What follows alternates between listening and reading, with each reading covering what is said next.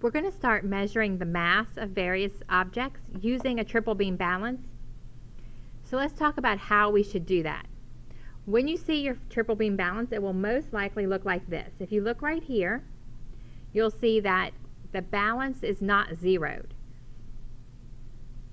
Okay, that means that this little line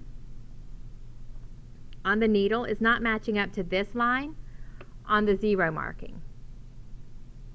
That tells you that it's either measuring too much mass or too little mass. It's not reading that there is no mass on it right now.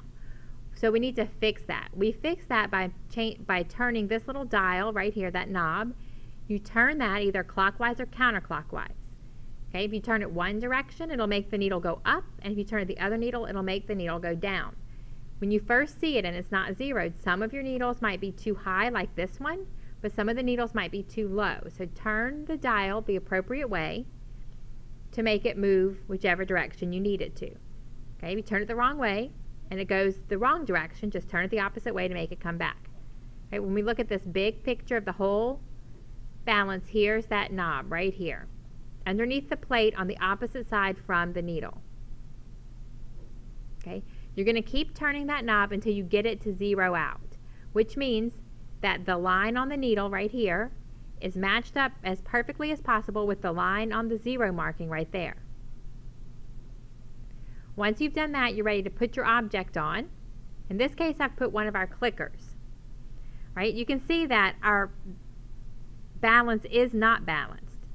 This clicker is not, in fact, 0 grams, which shouldn't surprise any of us. To balance out the mass of this clicker, I'm going to first start moving this big 100-gram weight. I'm going to move that first. I'm going to move it over to the 100 spot, and then I'm going to move it to the 200 spot.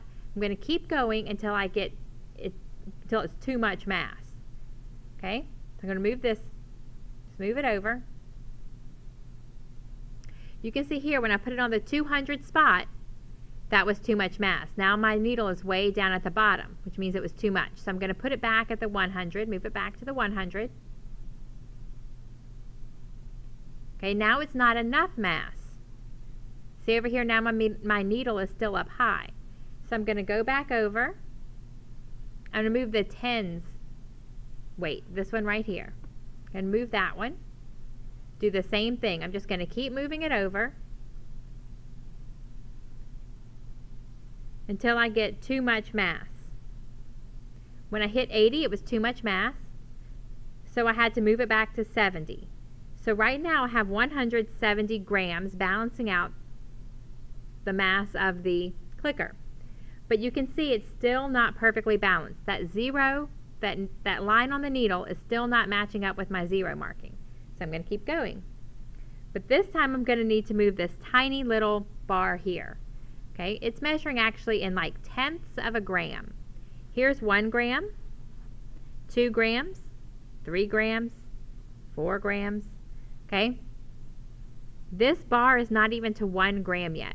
This bar is at about 0.22 grams.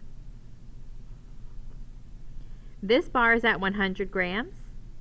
This bar is at 70 grams. Notice when I read this last one, I needed to read every single marking. Okay, so I read all these markings that I can actually count and see the markings on, and then I estimated 1 extra digit. This last 2 is an estimate of how far between the 0.2 and the 0.3 the little arrow is. Your estimate might be slightly different than mine, and that's okay, but the other digits should all be exactly the same. So this tells me that our clicker is about 170.22 grams, right? That gives me 1, 2, 3 embedded 0, 4, 5 significant digits. You should have 5 significant digits in your reading too. Okay, let's look at something different. Now I've put something else, some other object on our balance. And I'm going to read this one. This time we don't have any hundreds. It's not even 100 grams. It's less than 100 grams. In fact, it's 40 grams here. Now I've gotten all the way to 5 grams, and if I look carefully, it's 5.1, almost 5.2. So I might say this is 5.18 grams. Your estimate might be a little different. So total, this new object is 45.18 grams. Notice again, I estimated that last digit. I read every single line I could read. Right? I read the 40, I read the 5, and then I read between the 5 and 6. I read those lines. But I can go even further by estimating between the lines. Okay, those last lines that are drawn. Okay, so this time I have 4 significant digits.